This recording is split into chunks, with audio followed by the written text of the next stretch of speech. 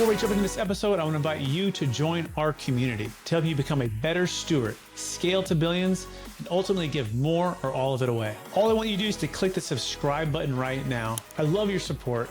It's incredible to see your comments, and we're just getting started. I can't wait to go on this journey with you.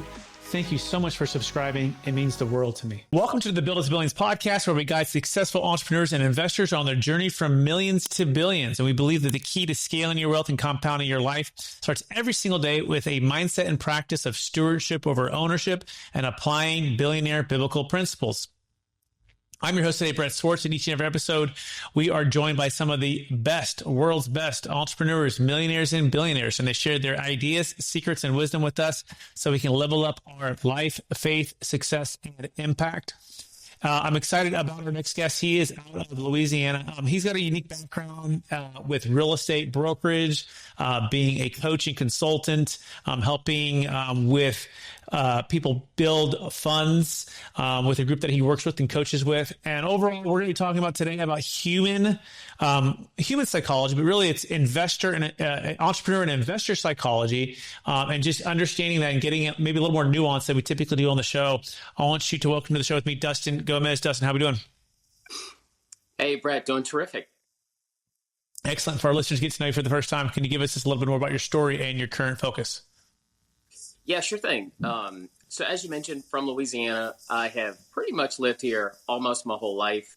I primarily was out of college here at LSU, got a bachelor's degree, master's degree, later worked in corporate leadership for about 20 years. And so several different geographies, but Louisiana's home for me. We do have a second home in Florida, which we get out to pretty frequently, but this is home. This is where we want to be.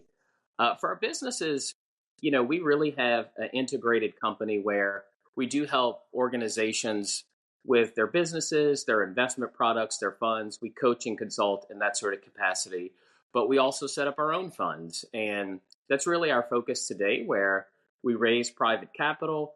We put that into real estate related projects for our partners and our clients. But then also outside of that sort of practice, we do help buyers and sellers through our brokerage.